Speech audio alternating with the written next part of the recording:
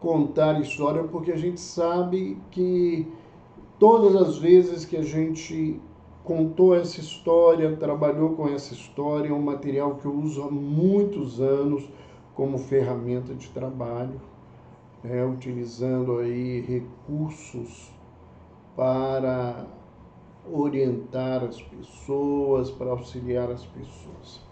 Essa história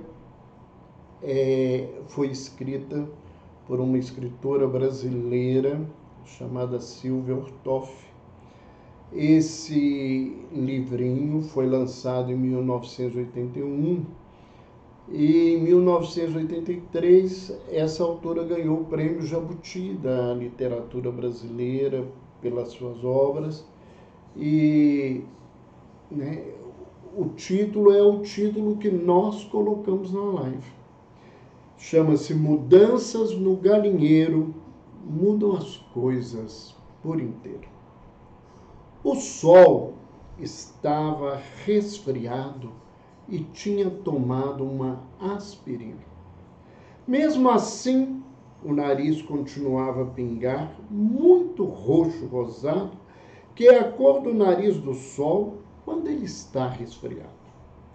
Como o sol estava muito chateado, sentindo calafrios, que são os arrepios que sacodem a gente quando a febre é alta, pegou no telefone e telefonou para a lua. A lua ouviu o telefone tocar, mas como estava ocupada, chamou o dragão, que é o cachorrinho dela. O dragão atendeu assim: alô, casa de lua nova. O sol, muito rouco, disse que precisava falar com ela, mas o dragão respondeu que Dona Lua Nova estava ocupada e não podia atender. O sol ficou danado da vida. Teve mais 28 arrepios, sua febre aumentou até milhões de graus e gritou quase sem voz. Gritar sem voz, só um sol resfriado sabe fazer. Que Dona Lua Nova precisava atender porque era o sol que queria falar com ela. O dragão largou o telefone enganchado no dedo de um astronauta que ia passando e foi chamar Dona Lua Nova. O dragão era de um tipo acostumado a obedecer qualquer pessoa que falasse mais alto, muito nervoso, cuspindo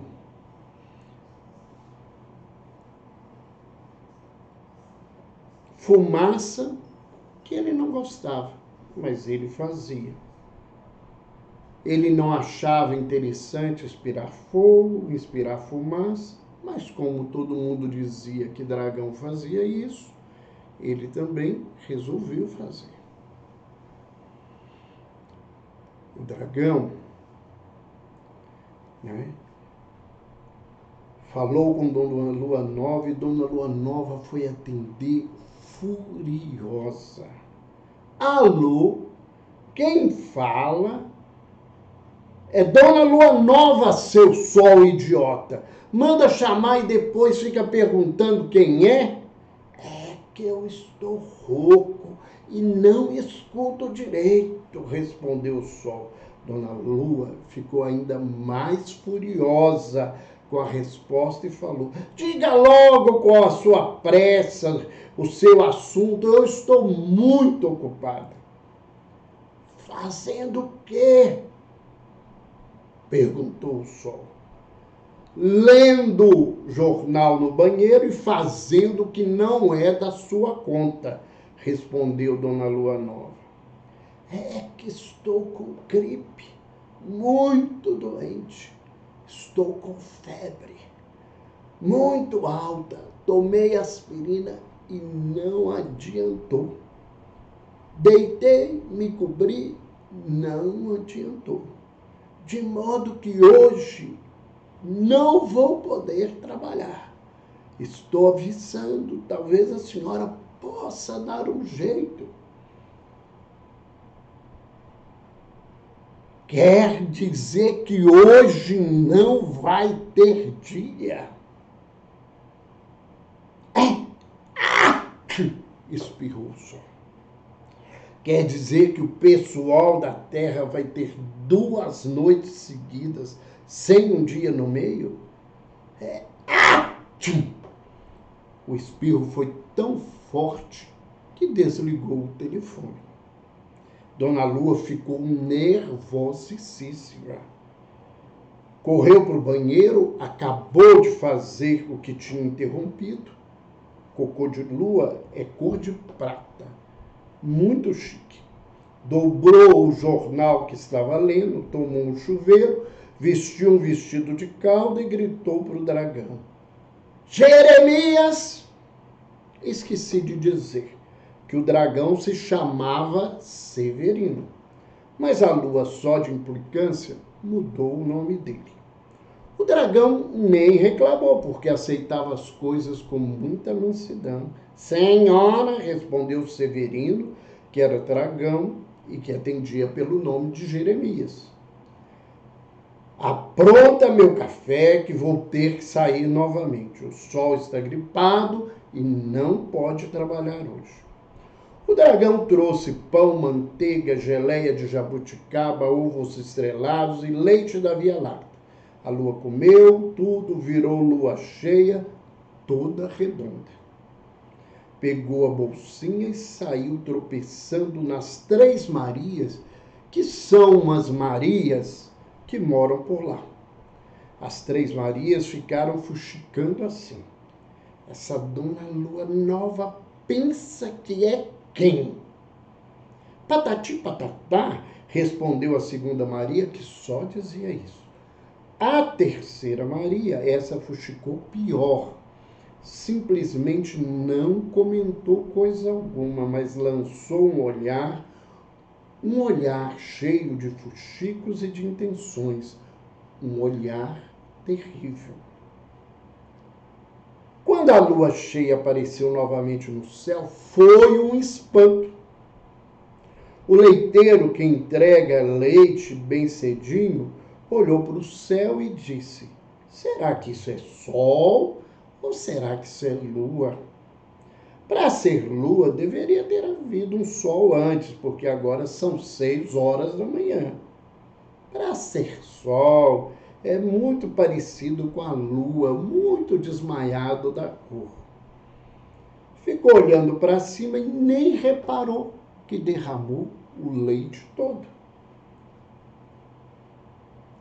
O leite derramado foi parar perto de um gato. O gato tomou o leite todo e, vendo a lua, começou a miar, muito alto, acordando o galo. O galo ia cantar. Olhou para cima, não viu o sol e ficou de boca aberta, sem entender onde o dia tinha ido parar. Como não havia sol, e como o sol era quem mandava no galo, ele ficou chateadíssimo por não entender e começou a implicar com a galinha. O galinheiro está uma desordem. Você é péssima dona de casa. Não cuida dos direitos dos filhinhos. Os pintinhos estão maltratados e etc, etc e tal. A galinha reparou que o sol não estava no céu, que a lua tinha voltado. Como o sol é o patrão do galo, e o galo tinha mania de mandar na galinha, a galinha pensou. Conclusão do pensamento da galinha: se o galo pode cantar porque o sol sumiu do céu, é porque o galo não manda em coisa alguma. Porque se mandasse, cantava. O galo implica comigo porque sou fraca. Mas se eu resolver mudar, eu mudo. A galinha subiu no poleiro, tomou coragem e falou: se a casa está em desordem, a culpa é minha, mas é também do galo. Afinal, a casa é nossa. Ele que ajude. E se os pintinhos estão mal cuidados, é porque o meu marido só faz cantar de galo. Esquece de conversar com os filhos, esquece de ser amigo da gente. Aí ela ficou tão nervosa, que abriu a boca e cantou cacaricocó. Quando a galinha cantou, o dragão descobriu que tinha chegado a hora dos fracos cantarem. Pegou um paraquedas, desceu lá de cima gritando: meu nome não é Jeremias, meu nome é Severino. A dona Lua ainda quis dar uma de patroa, mandar que o dragão voltasse para sua vida de sim senhor, sim senhora. Mas o dragão olhou para a dona Lua e disse: gorda! Gorda? Eu? A Lua teve um chilique. Olhou para o espelho e viu que estava mesmo muito redonda. Começou a fazer ginástica, pulando pelo céu de lá para cá para afinar a cintura. Aí a Lua pensou: se o Sol está doente, por que será que eu tenho que trabalhar sem receber um pagamento extra? A Lua foi pedir R$358 para o Sol, como pagamento por horário fora do horário. O Sol, quando ouviu falar em pagamento, ficou logo bom. Mais um dia de gripe seria muito caro. O dragão começou a exigir respeito e voltou a ser chamado pelo nome verdadeiro, Severino. Deixou de fazer o que não gostava, passando a não soltar mais fogo pelo nariz. Agora, o mais importante mesmo foi que a galinha aprendeu a cantar. Afinal, mudanças no galinheiro mudam a vida por inteiro. É esse o nosso tema de hoje, mudanças. Mudanças que são importantes, mudanças que podem acontecer por diversos motivos. O galo mudou a rotina porque estava doente, né? O dragão mudou de nome porque não sabia se posicionar.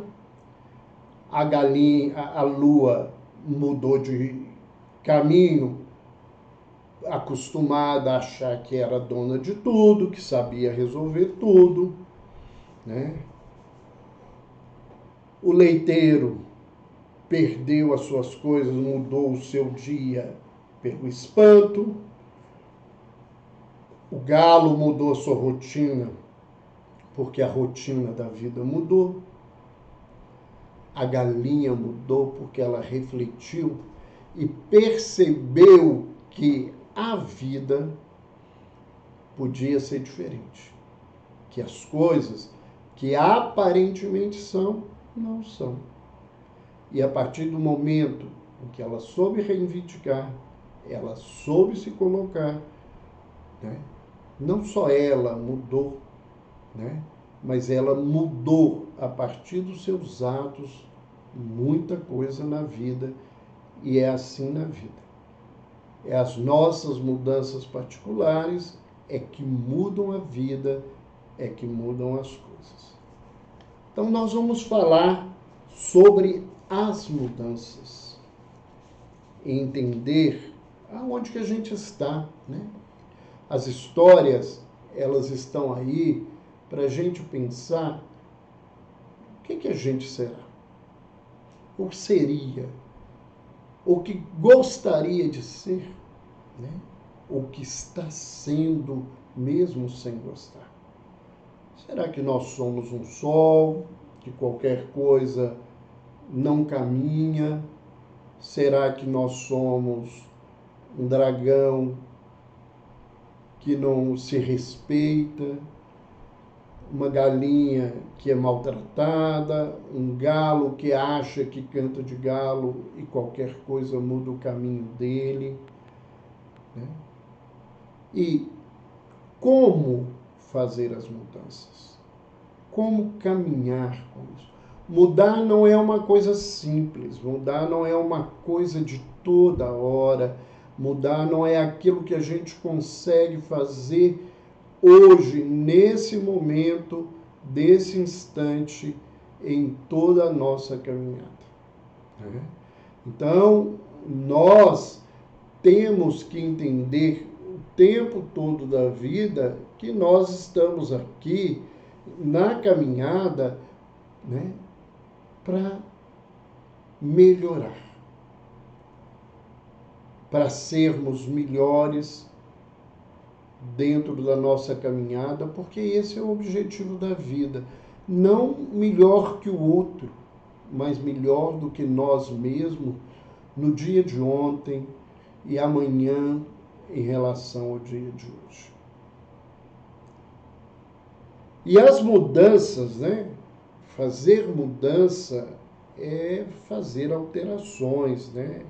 É transformar, é modificar, é substituir, é renovar, é dar outra orientação conforme a gente pode claramente ver no dicionário. Né? As mudanças, elas podem acontecer a partir daquilo que nós temos, né? Numa ampliação, ou elas podem acontecer a partir de novas informações, de novas percepções da vida, num outro sentido. Todos nós temos a necessidade de fazer mudanças. Mas mudança não é uma coisa simples. Não é que eu diga, eu quero mudar e que eu vou mudar de hoje para amanhã com tranquilidade. Mudança é um sistema complexo que exige de nós o entendimento e uma busca constante de reavaliação, como nós vamos ver. E às vezes a mudança, né, não é pacífica. Ela produz uma guerra. Né? E como nós estamos falando de uma questão interna, né, essa mudança, na verdade, ela é uma mudança, né, que traz uma guerra do homem velho com o homem novo, com o homem habituado com determinado comportamento e com o homem que busca um comportamento novo na sua jornada e na sua caminhada. Né? A primeira coisa que a gente precisa fazer, né, quando a gente fala em mudança, é identificar o que nós podemos mudar em nós. Lembrar que a gente não muda as pessoas. E esse é um grande sofrimento de muita gente, porque as pessoas querem que as pessoas mudem. As pessoas podem até aparentemente se comportarem como se aceitassem a imposição, ou até se comportarem porque a imposição pela força, pela violência, fazem-na e obrigam-na a fazerem comportamentos. Mas nenhuma dessas situações mudam a realidade interna da criatura. Eu posso aparentemente aceitar, mas eu não gosto. Como o dragão que não gostava de soltar fogo, embora soltasse porque diziam que ele devia soltar. E quanta gente não está aí hoje exigindo mudanças que ela não está preparada, que ela não tem condições de fazer, né? E que isso a faz sofrer, que isso provoca na sua vida inúmeras condições de dificuldades, né? E que a adoece, né? Eu vejo muitas pessoas, principalmente jovens, mais jovens, né? Essas pessoas preocupadas em fazer mudanças sem nem perguntar o que aquilo vai representar na vida dela, o que aquilo vai servir para a vida dela, porque essa pessoa, nesse caminho, o que ela constrói é aquilo que as pessoas dizem para ela que ela deve fazer e que a gente chama de moda. Não tem gente fazendo coisas que podem não ser danosas, mas que não são para elas gratificantes. E tem gente fazendo coisa aí que é danosa, que pode causar diversos problemas, porque minha turma faz, porque minha turma diz que se eu for careta, se eu for assim, a vida vai ser muito mais complicada, muito mais complexa para mim, e eu quero atender os meus amigos, eu quero ficar com meus amigos em todo esse complexo. Então, eu preciso identificar, né, o que eu posso mudar. Porque é importante a gente lembrar que existem mudanças que elas não estão sobre o nosso controle. Por exemplo, as fases do nosso desenvolvimento. Elas não estão ao nosso controle. A gente nasce bebê, né, se torna uma criancinha, uma criança maior, um púber, um adolescente, um jovem, um adulto, né, uma pessoa de meia idade, uma pessoa idosa, né? A gente não pode mudar isso. Isso não está no nosso controle. Mas esse é um dos grandes motivos de adoecimento de muita gente. Porque as pessoas, elas querem ficar jovem o resto da vida, né? As pessoas brigam contra o envelhecimento, né? E é muito interessante pensar, porque não dá para disfarçar que a gente não envelheceu, né? A gente pode tirar as rugas, pode fazer um exercício com o corpo, mas vai chegar um determinado momento em que determinadas partes do corpo vão mostrar um envelhecimento e elas não são possíveis de serem modificadas. Então, isso, infelizmente, é motivo de muito sofrimento e muito adoecimento, né? Em especial, né, para as mulheres, mas hoje isso cresce muito entre os homens, né? Essas coisas não estão sob o nosso controle. O tempo, né, o clima, ele não está sob o nosso controle, né? Infelizmente, às vezes ele recebe a nossa atuação infeliz e se complica as condições como nós vivemos hoje no clima da Terra. Mas não porque nós controlamos para ele ser ruim, é porque nós não temos essa capacidade dentro de nós. Mas existem mudanças que nós podemos fazer. Mudanças de padrão de pensamento, mudanças de expressão de sentimentos, mudança de comportamentos.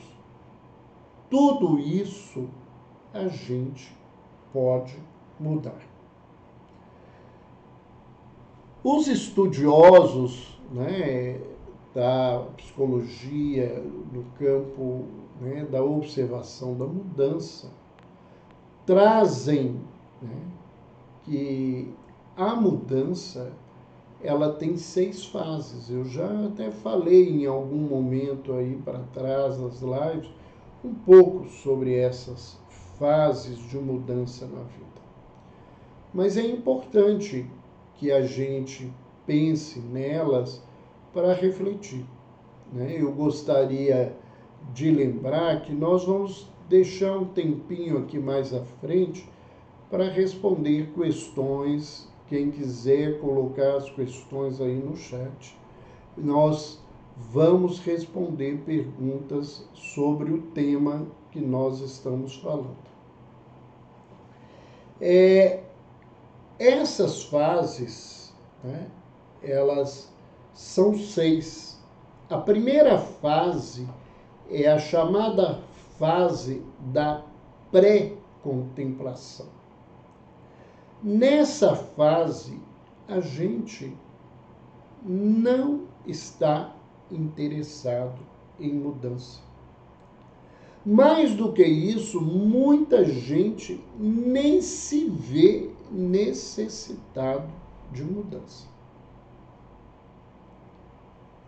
O que acontece, na verdade, é que as pessoas denunciam a nós que nós precisamos mudar. Você está obeso, você está bebendo demais, você está muito violento, você está fazendo determinados comportamentos que vão complicar a sua vida, você está comendo em excesso, tantas outras coisas, né? Você está utilizando muito o computador, o celular. São as pessoas que nos trazem essa informação. A gente não está nem aí. Tem um outro momento, uma outra fase, que é a fase da contemplação. Nessa fase, a gente reconhece até que tem problema. A gente até cogita que precisava resolver o problema. Mas para por aí. Né? É aquelas pessoas, numa linguagem evangélica, que fica repetindo o tempo todo minha culpa, minha culpa, minha culpa. Eu sei que eu tenho uma culpa, mas eu não faço nada para resolver essa culpa. Então, nesse contexto, nessa caminhada, nesse processo, a coisa é bastante complexa, é bastante difícil, é muito complicada na vida da criatura. A terceira fase, né, é a fase da preparação. Aí o indivíduo, ele sabe que tem um problema, ele cogita a existência desse problema. Acho que nós já voltamos, né? Teve uma queda aí da rede. Ele cogita fazer essa mudança e ele começa a planejar. Essa fase pode demorar, é aquele indivíduo que vai começar a fazer dieta e exercício físico na segunda-feira. Ele só não disse qual, mas na segunda-feira. Que o ano que vem eu vou voltar para a escola. Mas não sei se é o próximo ano ou que ano que isso vai acontecer. Então, ele diz como que ele vai fazer essa dieta, como que ele vai fazer esse exercício, que ele vai procurar uma academia, um personal, alguma coisa desse jeito, né? Nesse caminho, nesse contexto, né? Ele vai só planejar. Lembrei aqui do personal, estou aqui com uma camisa, quem está no Instagram está vendo a camisa, é uma camisa da empresa de Coach Rap, uma empresa do meu filho, que é personal, que vai vir conversar com a gente, bater um papo conosco sobre exercícios físicos e sono, né? Na próxima semana nós vamos conversar sobre isso. Lembrei, falando agora, e veio esse assunto, ele vai estar falando com a gente sobre um tema com o qual ele trabalha, né, uma monografia dele para o trabalho que ele faz de coach. Ele fez até um trabalho da importância do sono para o atleta. Nós vamos falar a importância dos exercícios, o que fazer para melhorar o sono. Mas o indivíduo cogita isso, eu vou procurar, vou fazer isso, vou ao médico, vou fazer exames, né? Mas ele ainda está só em preparação. Na quarta fase, ele vai entrar na fase de ação. Ele vai começar a atuar como planejado. Ele sai do lugar de onde ele só fala para o lugar de atuação. Essa atuação, essa fase de ação, ela pode durar um tempo e ter uma recaída, e o indivíduo voltar à fase, né? Ele já não consegue mais voltar à fase de pré-contemplação, porque ele não tem como negar, mas ele volta a essa fase aí de preparação que eu vou voltar a fazer, e alguns conseguem rapidamente levantar, sacudir a poeira, dar volta por cima, como diz o samba, e sair na caminhada. Depois dessa fase de ação, nós temos uma quinta fase, que é uma fase de manutenção. Essa fase, né, é uma fase em que o indivíduo tem que manter aquilo que ele está fazendo até então. E nesse momento ele precisa exercitar duas coisas: compromisso e esforço. São as ferramentas, né, que a psicologia coloca para esse momento da caminhada. Eu costumo dizer, né, que mais do que compromisso, né, quando eu oriento as pessoas sobre esse tema, a gente precisa de fidelidade.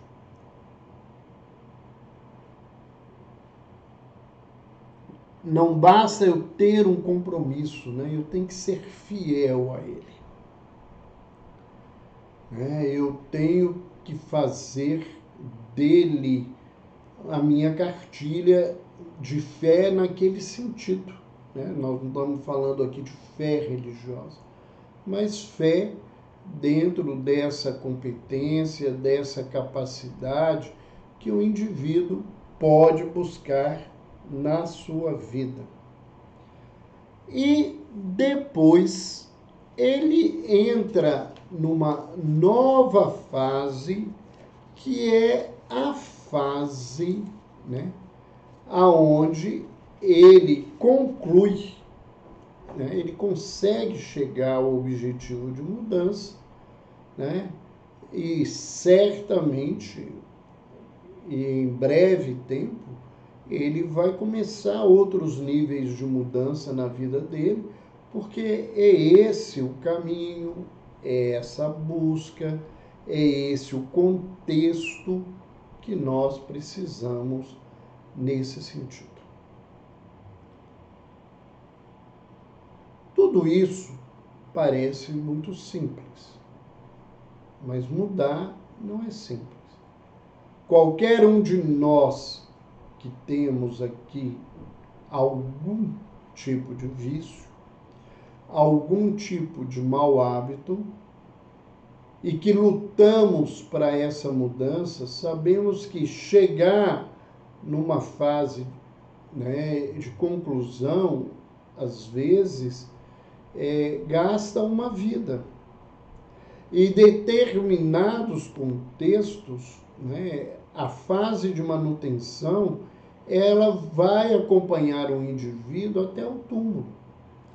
É o caso, por exemplo, dos vícios, né, da dependência química, porque se o indivíduo acreditar que ele não, né, corre mais risco diante da droga, do álcool, do cigarro, seja qual eles forem, né, ele voltar a usar essas substâncias, ele pode, na verdade, chegar a um nível em que não vai dar mais, ele vai voltar para o vício e fazer toda uma situação bastante complicada.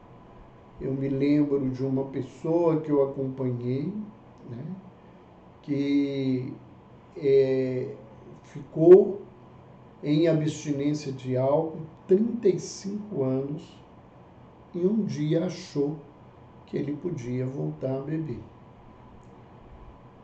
Então ele começou tomando uma cervejinha, foi caminhando, e em pouco tempo, em menos de um ano, ele estava novamente andando embriagado, caindo na rua, se machucando.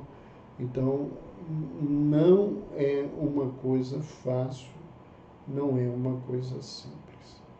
Por isso, eu separei aqui para a gente pensar juntos algumas dicas, né, que a psicologia traz para nós, para que a gente possa, né, caminhar em direção às mudanças de uma maneira menos estressante, né? Porque vai estressar principalmente no início, nessa luta, nesse contexto que a pessoa convive.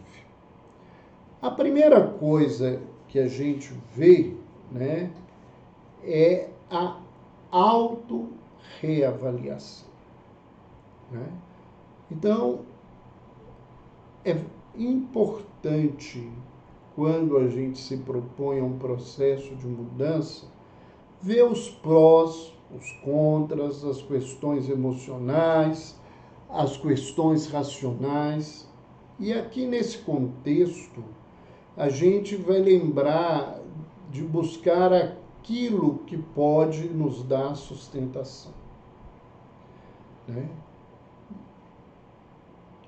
E as grandes questões que dão sustentação à vida da criatura são as relações afetivas verdadeiras, que se tornam apoio, companhia, né, vivência para essa criatura, e o apoio espiritual, né?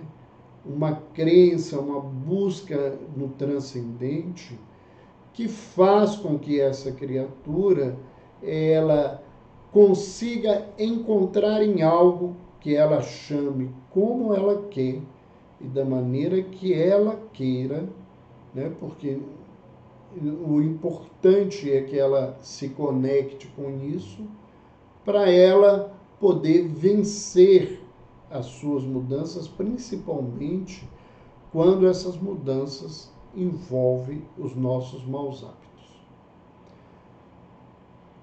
Nesse processo, né, é importante que quem trabalha com terapia esteja ao lado nesse processo de uma reavaliação, da autorreavaliação, não para dizer se está certo ou errado, mas para apoiar essa criatura nesse processo e para direcioná-la no processo, não no sentido de direcionar naquilo que o terapeuta quer, mas direcionar naqueles passos que são importantes para que a criatura entenda, né, a mudança que ele quer na sua vida. Sei que ele está mudando por alguém, o que não vai dar muito certo. Eu já vi muitos homens pararem de beber para as companheiras que eles gostam se casarem com ele, e depois do casamento geralmente eles voltam para a bebida, porque esse tipo de mudança, se não for um sentimento muito grande, uma manutenção de outra coisa, ela vai cair, porque não é dele, não é o desejo dele, não é o lugar que ele está. Então nós temos que ter muito cuidado com esse contexto, né? Nós temos que avaliar se a pessoa tem recurso na vida dela para fazer determinadas mudanças. Isso é muito sério, né? Determinadas exigências sociais, elas não são possíveis para determinadas pessoas. Determinadas mudanças que eu coloco na minha cabeça, elas vão de encontro com a natureza da própria vida, que nós não somos capazes de esconder, né? Então, não adianta eu brigar e colocar o corpo, principalmente o rosto, aparentemente jovem, porque internamente o envelhecimento vai chegar. As coisas vão acontecer, eu vou ter que mudar. Por mais que eu me capacite no ponto de vista do exercício físico, da busca intelectual, as energias, as coisas mudam na vida, e a própria vida muda e coloca o indivíduo no seu lugar, e ele vai ter que repensar essa situação. E forçar determinadas barras é forçar para que a gente adoeça. Alguém pode estar pensando aí, mas o senhor é contra todo esse processo? Não é que eu sou contra. Não é que eu estou colocando que as pessoas não possam fazer. Eu acho que as pessoas têm que fazer com a clareza dos limites do que elas estão fazendo. E do que isso vai representar, né? Essa necessidade de buscar uma beleza que é ideal, ou de uma juventude eterna, nós temos um exemplo histórico importante, né, que foi Michael Jackson, que nos mostra que o final não vai ser bom normalmente, né? Ele não vai ser bom porque ele não é compatível com a realidade da vida. A minha beleza não está no meu corpo, né? E a minha juventude não está, na verdade, no contexto de onde aparentemente eu acredito que eu devo estar. A minha juventude, ela é uma questão de crescimento emocional e ético da vida. Ela não é, né, algo de eu me manter fazendo coisas que jovens de 17 anos, 16 anos, 15 anos estão fazendo. Nesse sentido ainda, nós temos uma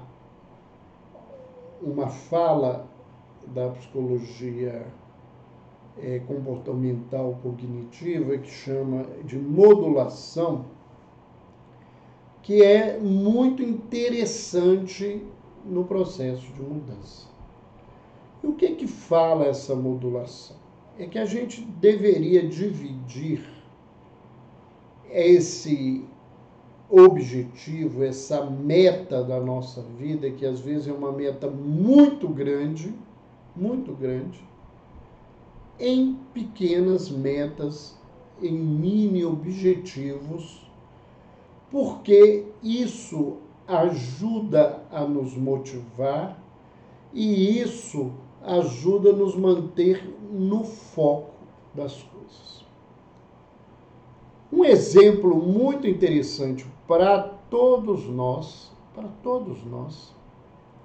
é a proposta dos Alcoólicos Anônimos. A proposta dos Alcoólicos Anônimos não é uma proposta de você não beber mais. A proposta dos Alcoólicos Anônimos é de não beber nas próximas 24 horas.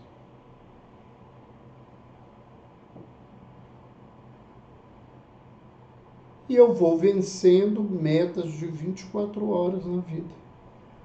Porque é muito mais fácil eu controlar a bebida nas próximas 24 horas do que eu sofrer dentro da minha mente que eu tenho que nunca mais beber. Não são coisas, não estou mentindo, não estou me enganando. Eu estou criando pequenas metas para alcançar grandes metas. Olha, vamos ver o que acontece na educação.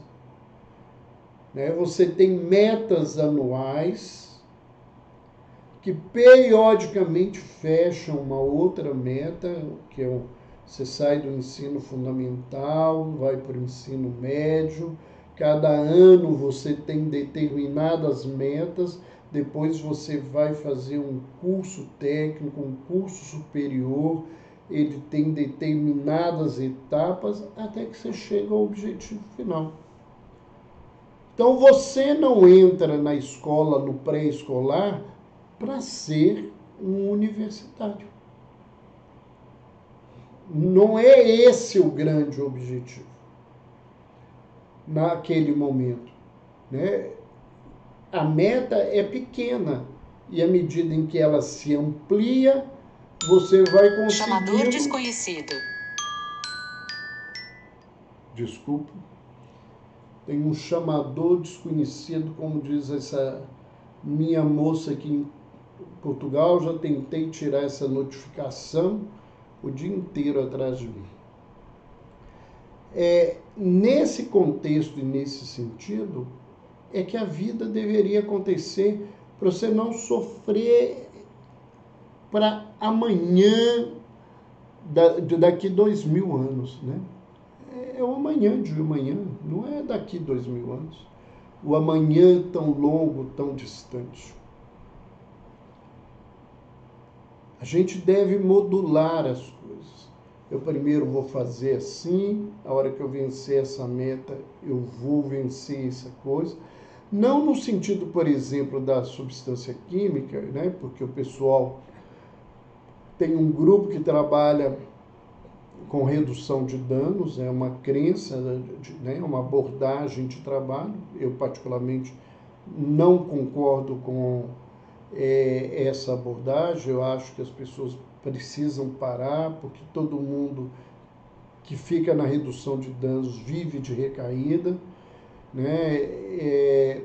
Mas a gente pode fazer metas, né? Por exemplo, quem fuma, eu vou diminuindo, né? Existem tratamentos hoje que envolvem, inclusive, medicamentos que fazem essas metas para ficarem mais fáceis, e em qualquer coisa da vida eu posso fazer essa meta de mudança. A outra coisa, né? A gente vai fazer mudanças, a gente deve se permitir pensar nas dificuldades que nós vamos encontrar. Não para desistir, mas para a gente ter tempo de criar estratégias para enfrentá-las. E isso se chama prevenção. Prevenir as coisas. Então, se eu sou de uma família de diabéticos, e eu tenho uma propensão a ser diabético, né? E a diabetes é uma doença difícil de se lidar pelas dificuldades que ela traz orgânicas, muitas delas silenciosas, quando elas dão sinal, o quadro às vezes já é grave. Eu vou fazer metas de comer menos coisas para aprender o limite da coisa, de não comer açúcar, ou ter controle sobre o açúcar durante um tempo, até que eu consiga não precisar dele como uma bengala. Então, são elementos importantes nesse processo, né? Outra coisa que também a psicologia cognitiva comportamental nos traz é o que eles chamam de reforço. O que é o reforço? É aprender a valorizar as pequenas conquistas e se permitir ser premiado por ter feito essas conquistas. Agora, isso tem que ficar muito claro, né, que isso não é feito aleatoriamente. O que eu quero dizer que não é feito aleatoriamente? É que se eu estou trabalhando com emagrecimento, dieta, o meu prêmio não pode ser comida. Porque ele vai envolver um elemento, eu vou ganhar outra coisa, eu vou assistir um filme que eu gosto, eu vou poder comprar um perfume, um sapato, uma bolsa, alguma coisa na etapa que eu caminhei nesse contexto. E não são coisas grandes de valor, às vezes coisas simples, né? Eu vou me permitir fazer um passeio num parque, passar o dia, e estar ali com amigos, coisas que a gente pode e deveria buscar. E há uma outra situação que é importante nesse processo. É que a gente precisa, para fazer mudanças, principalmente dos nossos maus hábitos, que são os maiores desafios nesse contexto, a gente precisa reconhecer os gatilhos que nos levam aos maus hábitos e tirá-los das nossas vidas.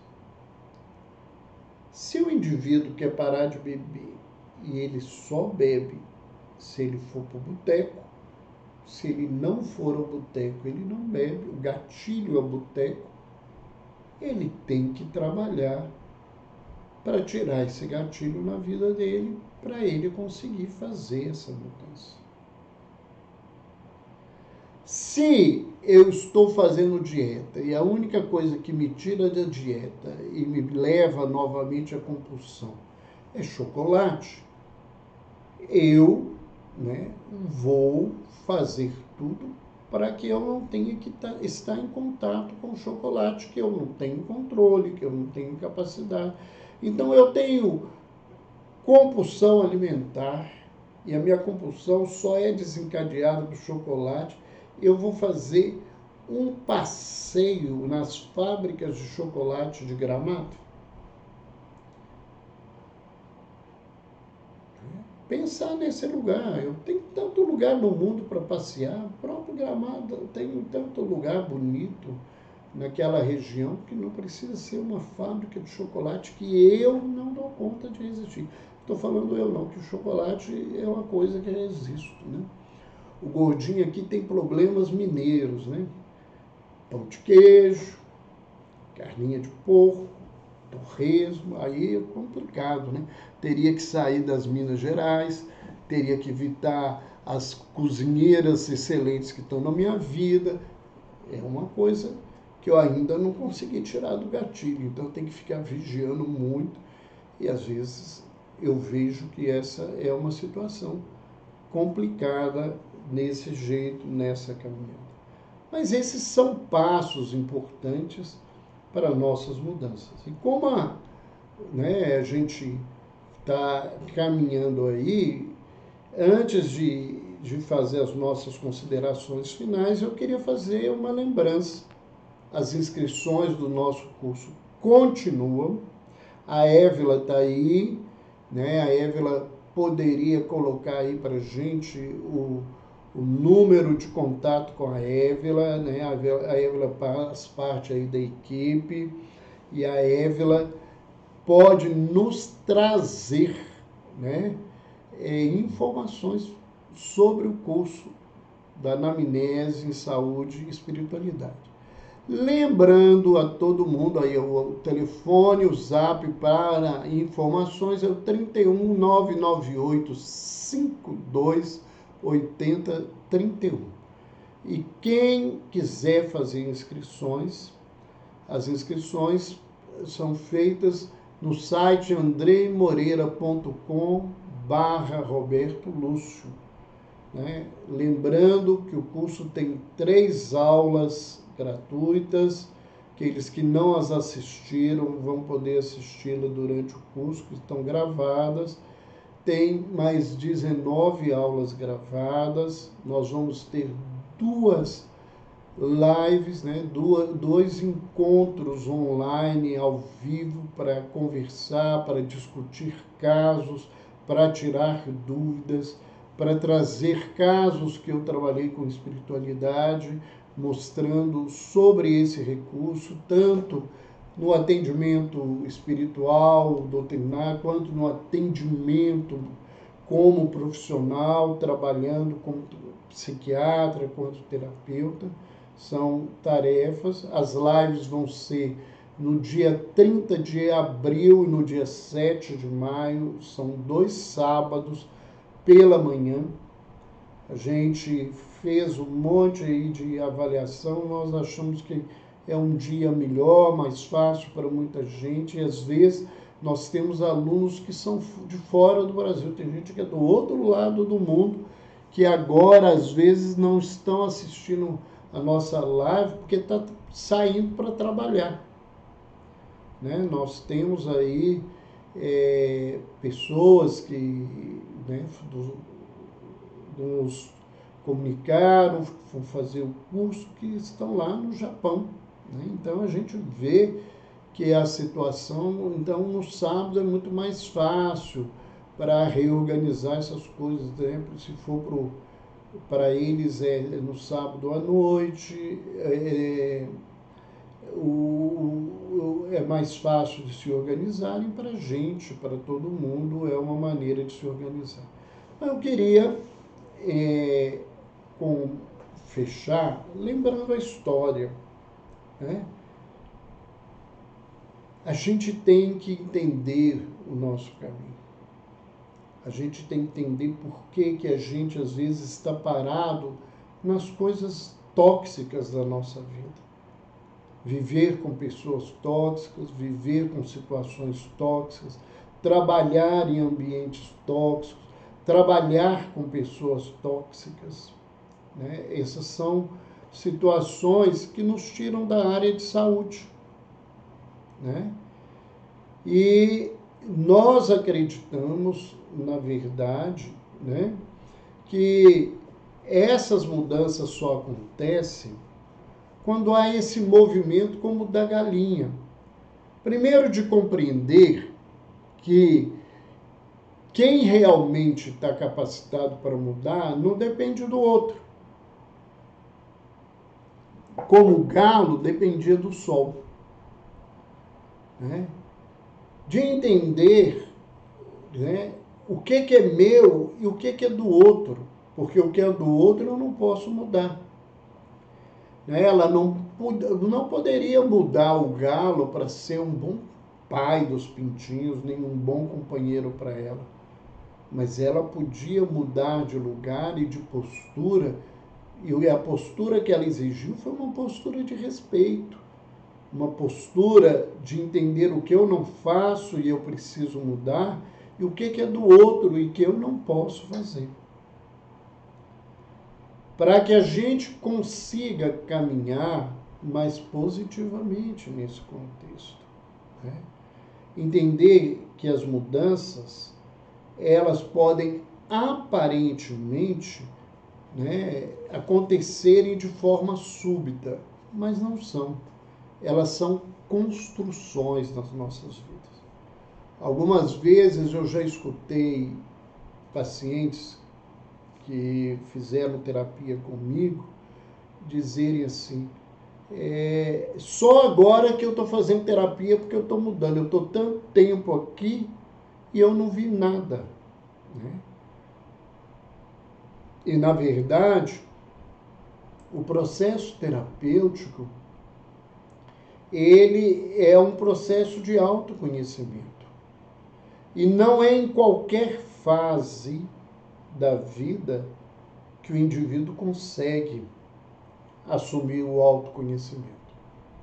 Você pode colocar para ele, posso dizer que quer, mas eu já vi muita gente abandonar a terapia no primeira fala ou no primeiro encontro que ele teve com a sua realidade, a sua verdade.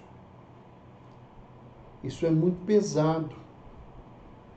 Eu entender que eu achava que o mundo era errado e eu entender que a minha visão é que estava inadequada. E que eu é que tenho que mudar o olhar.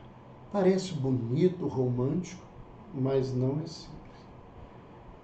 E que o autoconhecimento, a partir do momento que você dá um start nele, que você inicia esse autoconhecimento, ele exige um tempo de transformação. Né? Por isso que é muito importante que as pessoas que têm transtornos de saúde mental e as que não têm deveriam também entender essa importância da psicoterapia. É uma pena que nós vivemos num país que, se para fazer psicoterapia, é praticamente luxo. Por que eu falo luxo? Porque as pessoas, para conseguirem uma vaga com um psicoterapeuta dentro do serviço público, é quase uma loteria. E uma loteria ainda muito maior, porque não é qualquer psicoterapeuta que serve para o indivíduo, né? É o psicoterapeuta que a alma dele conecta com a alma do paciente e a alma do paciente com a dele. Tem que ter essa conexão, né? Eu não acredito em neutralidade, eu acredito que essa conexão é que faz o movimento de transformação e de aderência e aceitação à psicoterapia. E depois é luxo, porque só as pessoas que têm uma condição melhor e nesse país, e principalmente nesse momento, fazer psicoterapia tem sido uma grande dificuldade econômica, né? Nós estamos num momento de recessão por causa da pandemia e de uma recessão que a gente não sabe onde ela vai caminhar por causa de uma guerra, né, que, embora não seja no Brasil, ela repercute no nosso país e repercute acentuadamente. Nós dependemos de coisas externas para estarmos sobrevivendo, né? E isso fica mais caro durante um tempo de guerra, e ficando mais caro, fica mais distante da vida das pessoas. Então, nós voltamos a lembrar, né, que as inscrições do curso da anamnese em saúde mental, em saúde e espiritualidade, está aberto. Não é um curso de espiritismo, é importante a gente lembrar isso, porque muita gente já nos perguntou, sendo espíritas. É um curso baseado nas pesquisas, nos artigos, nos estudos sobre espiritualidade e de uma maneira especial, né, sem modéstia, mais de 40 anos que eu trabalho com espiritualidade. Essas pesquisas ainda estavam começando, né? E a gente trabalhava com coisas extremamente além do que estava acontecendo. Eu me lembro do dia que eu dirigi a mesa do Dr. Harold Koenig, que é uma sumidade em espiritualidade, e verdadeiramente é uma pessoa que demarca muitas mudanças nesse campo, e que ele trouxe, como que ele abordava e perguntava naquele momento. A gente sabe que hoje isso cresceu no trabalho dele, né? E a gente via, falei assim, né, é muito pequeno diante daquilo tudo que a gente consegue fazer na nossa prática. Não porque nós somos melhores, mas porque é muitos anos lidando com espiritualidade na prática, e é essa prática que a gente quer dividir. Quem quiser saber mais informações, inclusive das aulas, do conteúdo, pode conversar com a Évila. A Évila acompanhou toda a gravação, a Évila está aí, é da equipe, né? Quem está aí conhece o trabalho do Andrei, ela está aí com o Andrei esse tempo todo, é no 3199 852 8031, e o site para inscrição é andreimoreira.com/Roberto Lúcio. Você já vai chegar na inscrição com informação do investimento, dos valores, da forma possível de pagamento, e nós estamos com as últimas vagas, né? O curso vai iniciar, vai começar a ser entregue a partir do dia 8. Então, aquelas pessoas que ainda não fizeram, podem fazer, e aqueles que não são da área de saúde, que temem, porque pode ser só um conhecimento técnico, a gente trabalha com uma linguagem que pode ser entendida e aproveitada por pessoas que trabalham com atendimento espiritual, com acolhimento humano, porque é isso que nós vamos trabalhar, né? Enfocando não um diagnóstico de doenças, mas o diagnóstico da espiritualidade da criatura, como trabalhar os seus aspectos positivos e negativos da espiritualidade, e quais ferramentas que nós podemos trabalhar com tudo isso. Então, a entrega das aulas começa no dia 8, né? E nós estamos recebendo as últimas inscrições nesses dias, as últimas vagas. Busquem então a Évila, ela está aí. Quem tem interesse pode ligar para ela ao final da nossa conversa. Um beijo no coração, desde já lembrando a todo mundo que terça-feira nós vamos ter um bate-papo muito interessante com um coach, né, um personal trainer, que eu brinco com ele que o maior título da vida dele é ser meu filho, que é o Saulo. E o Saulo vai falar, nós vamos conversar sobre um tema que interessa a saúde mental profundamente. É a questão da atividade física para o sono, né? Para trabalhar as questões da insônia, que toma conta de tanta gente, e tanta gente dependente de remédio por causa de insônia, e com tantos outros recursos para a gente utilizar. Ele tem um vasto conhecimento nessa área, porque ele fez uma monografia de uma das suas formações sobre a importância do sono para o atleta, né? Foi uma leitura exatamente o oposto do desafio que nós temos. Então, a semana que vem, nós vamos estar aí falando sobre esse tema às 20 horas, né? Normalmente, a terça-feira. E quem está perguntando aí qual o horário, o horário das lives são na terça-feira às 20 horas. Então, e a partir do dia 8, vão começar a ser liberadas as aulas, estão gravadas, e a nossa primeira aula presencial vai ser no dia 30 de abril. Lembrando ainda que nós temos uma aula bônus e um e-book sobre o material que nós estamos trabalhando no curso. Um beijo no coração, boa semana, até mais, e quem quiser, a Évila está aí à disposição para atendê-los, ou alguém da equipe certamente vai estar aí à disposição para atendê-los.